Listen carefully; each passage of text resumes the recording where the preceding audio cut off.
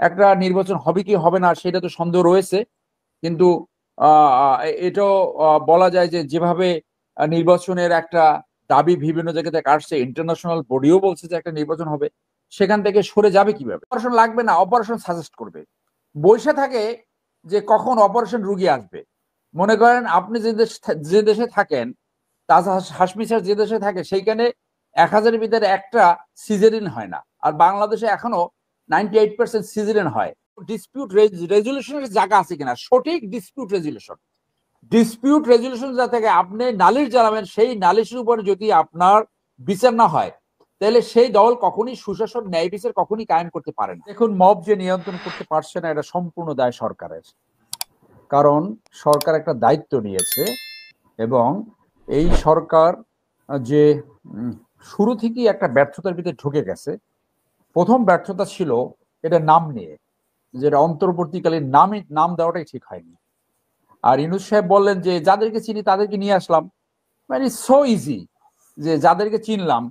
So এখন এই article বের হচ্ছে যে উনি ওনার ওই গ্রামীণ এনজিও যেটা ছিল তাদেরকে উনি রিভেল্ট করছে, অর্থাৎ এক ধরনের পিকনিক। এটা যেটা রেভলিউশন উত্তর একটা পরিস্থিতি। এবং আপনি জানেন যে বাজারে দুইটি বই পাওয়া যায়। একটি হলো হোয়াই নেশন ফেলস। নেশন কেন ফেল করে? সেখানে নেশনের যে রিসোর্স যদি কম থাকে, অথবা মনে করেন ল্যান্ড কম আছে, অনেক কিছু কম আছে, সেই জন্য নেশন ফেল করে না। নেশন ফেল করে পুয়ার লিডারশিপের জন্য। এবং আপনি দেখবেন যে অনেক আর্টিকেল আছে, আরো বই আছে যে হোয়াই রেভলিউশন ফেলস। এই রেভলিউশনও ফেল করে একই কারণে, যে যুদ্ধ উত্তর অথবা রেভলিউশন উত্তর সরকার যদি সঠিকভাবে পরিচালিত না হয়। এই যে সরকারটা পরিচালিত হয়েছে, একজনও চ্যালেঞ্জ নেওয়ার মতো ক্যারেক্টার নাই, একজনেরও ক্রাইসিস ম্যানেজমেন্ট করার অভিজ্ঞতা নাই, একজনেরও না। তার ভিতরে উনি যাদেরকে, এই যে লেডি কয়েকজন আসছে, what they can deliver nothing. যার জন্য মব কেন, একটা সিম্পল যে কোনো একটা ছোট্ট একটা প্রোটেস্ট, সেটাকে তারা নিয়ন্ত্রণ করতে পারে না, সেটাকে কন্ট্রোল করতে পারে না। তো এখন তাহলে এই আপনি সরকারকে দিয়ে যদি আপনি আরো 5 বছরও দেন, তো এই নির্বাচনী পরিবেশ কি তৈরি হবে, যেটা নির্বাচনের জামাত পরিবেশ করছে? তৈরি, আমি আমি আমি ব্যক্তিগতভাবে মনে করি যে তাদের দা that was a very bad beginning. এবং এই ব্যাড বিগিনিং বলে যে তারা অলরেডি ফেল করেছে। তারা কিছু রুটিন ভালো কাজ করেছে, কিছু প্রক্ষালন, বাজেটের কিছু প্রক্ষালন কমিয়েছে, এবং এই ঢাকা শহরে দেখি দুই একটা ট্রাফিক লাইট টাইট লেগেছে, এবং লয়ের ছোট দুই একটা ভালো রিফর্মস হয়েছে বলে আমি মনে করি। অন্য কোনো রিফর্মস টিকে থাকবে বলে আমি মনে করি না, এবং দে হ্যাভ ফেল্ড। আমি বললাম, এখন তাদের একমাত্র কাজ হলো একটা নির্বাচন দিয়ে তারা চলে যাবে। তারা এখন সেফটি খুঁজছে, তারা এখন পিসফুল এক্সিট খুঁজছে, যে যার মতো খুঁজছে আর কি। এই এক একজন এক এক রকম চিন্তা ভাবনা করছে। যে রেভলিউশনারি সরকার হওয়ার সুযোগ আসছিল, যে জাতি গঠনের সুযোগ আসছিল, সেই সুযোগটা তারা নষ্ট করেছে বলে আমি মনে করি। এবং তারা এখন ঘুরে দাঁড়াবার সুযোগ খুবই কম, কারণ এখন একটা নির্বাচন হবে কি হবে না সেটা তো সন্দেহ রয়েছে, কিন্তু এটাও বলা যায় যে যেভাবে নির্বাচনের একটা দাবি বিভিন্ন জায়গা থেকে আসছে, ইন্টারন্যাশনাল বডিও বলছে যে একটা নির্বাচন হবে, সেখান থেকে সরে যাবে কিভাবে? আমি তো কোনো রুট দেখি না। অনেকে ব্যক্তিগতভাবে শেয়ার করে যে এই যে কোনো ভাবে নির্বাচন হবে না, বাতিল হবে। 25 তো দূরের কথা, 26-27 হবে না, 28 হয় কিনা, এই ধরনের কথাবার্তা অনেকে বলতে থাকে। কিন্তু practically how how that will be done? তো সেটা যদি উনি যদি নির্বাচন না দেয়, তাহলে তো যারা নির্বাচন চায় তারা একটা আন্দোলন করবে।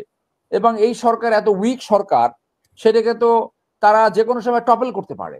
টপল করলে তাহলে অন্য অপশনসটা কি থাকবে? একটা জাতীয় সরকার গঠন করবে, সেই সুযোগ তো এবারই ছিল, সেটা তো হয়নি। তাহলে কি আর্মি নিবে? আর্মি তো নেওয়ার সুযোগ আছে, আমি এখন পর্যন্ত নেয়নি। এক সময় তো স্লোগান ছিল এই মুহূর্তে দরকার সেনাবাহিনীর সরকার, সেই স্লোগান তো ছিল, নেয়নি এখন পর্যন্ত। তো আমার ব্যক্তিগত ধারণা, আমি তাজ হাশমি স্যারের কথা শুনি, উনি আর্মি সম্বন্ধে তার নিজস্ব অ্যাসেসমেন্ট সবসময় বলে।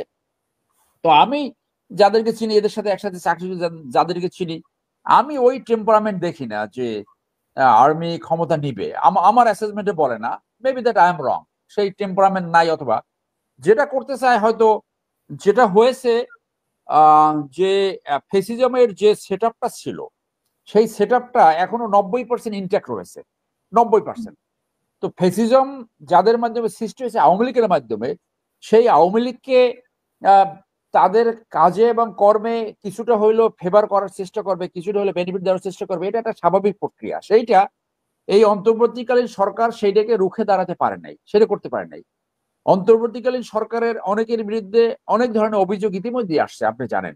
যার জন্য আমি মনে করি যে এই যে সুযোগটা আসছিল, সেই সুযোগটা আমাদের এই যে হেডমাস্টার সাহেব প্রফেসর ইউনূস সাহেব, এইটাকে ওনার এই রাজনৈতিক এবং ক্রাইসিস ম্যানেজমেন্টের অভিজ্ঞতা না থাকাতে সম্ভবত he is going to fail, অর্থাৎ yet another chance has been lost. এখন আমি বলি যে আমাদের যে রাজনৈতিক কালচার সৃষ্টি হয়েছে, যে রাষ্ট্র কমপ্লিটলি একটা দুর্বৃত্তায়িত সমাজে পরিণত হয়েছে, কমপ্লিট। এবং এই দুর্বৃত্তায়িত সমাজে পরিণত হয়েছে দুর্বৃত্তায়িত রাজনীতির জন্য। আপনি দেখেন যে রাষ্ট্র কোথায় গেছে, যে সবচেয়ে শিক্ষিত মানুষ কারা, যারা ইঞ্জিনিয়ারিং পড়ে, বুয়েটে পড়ে। বুয়েটের আপনি হাতে গোনা একজন সৎ অফিসার পাবেন, পাবেন না। এরপরে কারা আসে, ডাক্তার। আপনি ভালো ডাক্তার আছে, কিন্তু ডাক্তারদের যারা এই যে মেডিকেল ব্যবসা করে, হসপিটাল ব্যবসা করে, তাদের নৈতিকতা দেখেন যে এক্সেপশন ব্যতীত টেস্ট লাগবে 3টা, দেবে 10টা। আপনার অপারেশন লাগবে না, অপারেশন সাজেস্ট করবে। বসে থাকে যে কখন অপারেশন রুগী আসবে। মনে করেন আপনি যে দেশে থাকেন, তাজ হাশমি স্যার যে দেশে থাকে, সেইখানে 1000-এর ভিতরে একটা সিজারিন হয় না, আর বাংলাদেশে এখনো 98% সিজারিন হয়।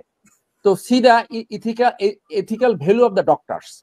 এরপরে কারা রাষ্ট্র পরিচালনায় কন্ট্রিবিউট করে, এই যে আপনার বুর্জোয়া অ্যাডমিনিস্ট্রেশন, কয়জন সৎ আছে।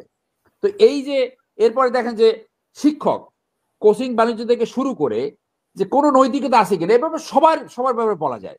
তাহলে এই যে অনৈতিক প্র্যাকটিস করে, এই যে সব সেক্টরে। এবং আপনি যদি লয়ারের কথা বলেন, আমি যে প্রফেশনে এখন আছি, আপনি যদি লয়ারের কথা বলেন, তো আমি আগে যে প্রফেশনে ছিলাম, সেখানে আমি যখন চাকরি ছাড়ি 2007-এ, সেখানে অন্যায্যতা আমরা কখনো কল্পনাই করে নাই।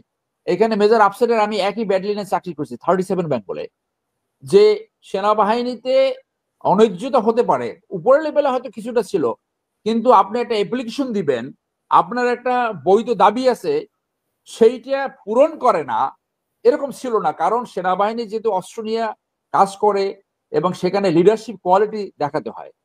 কিন্তু আপনি দেখেন, আমাকে আফসার স্যার বলে, আমাকে 12 বছর সিম্পলি আমি জাতীয়তাবাদ বিএনপির একজন সদস্য ছিলাম, সেই জন্য আমার সমস্ত এক্রুট রাইটস উইথহেল্ড করে রাখছে।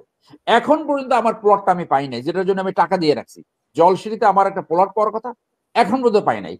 আমি 4 মাস আগে একটা আবেদন দিয়েছি, সেই আবেদন নিষ্পত্তিই করে না কোনোভাবে। তো আপনি দেখেন, তাহলে অন্যায্যতা সবাইকে গ্রাস করেছে।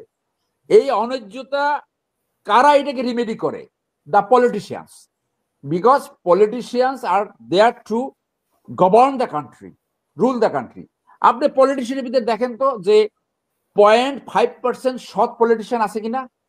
আমি তো অন্য একটা টকশোতে বলছি যে যারা পালিয়ে গেছে তার ভিতরে আপনি একজন সৎ নেতা আছে কিনা আমাকে নাম বলেন। হ্যাঁ, এর ভিতরে অনেকে বলতে পারে যে এই মারা গেছে মতিয়া চৌধুরী, সে সৎ। মতিয়া চৌধুরী আরো ডেঞ্জারাস। ফিনান্সিয়ালি করাপশন না করলে, যদি ইন্টেলেকচুয়ালি করাপশন করে, যে যত চুরি ডাকাতি অন্যায় মানি লন্ডারিং এর ভিতরে একটা কথা তিনি কখনোই বলেননি। এই ভদ্রমহিলা কিন্তু আবার আমার জেলার পিরোজপুরের। কিন্তু এই যে মানে উনি অর্থনৈতিকভাবে সৎ, কিন্তু ইন্টেলেকচুয়ালি কত করাপ, যে আওয়ামী লীগের যে মাফিয়া তন্ত্র যে কায়েম হলো, ফ্যাসিজম, তার বিরুদ্ধে উনি কখনই ভয়েস রেজ করে নাই। এখন মনে করেন যে বিএনপিতে আপনি হাতে গোনা দেখান তো, আপনি 50 জন দেখান তো যে প্যাকেট দিলে প্যাকেট নেবে না, যে এই টাকা তো বৈধভাবে আমি ডিউ না।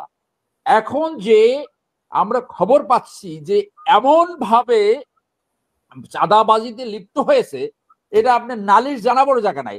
আপনি এই দলে আপনি দেখেন কোন ডিসপিউট রেজুলেশনের জায়গা আছে কিনা, সঠিক ডিসপিউট রেজুলেশন যা থেকে আপনি নালিশ জানাবেন, সেই নালিশের উপরে যদি আপনার বিচার না হয়, তাহলে সেই দল কখনই সুশাসন, ন্যায় বিচার কখনই কায়েম করতে পারে না।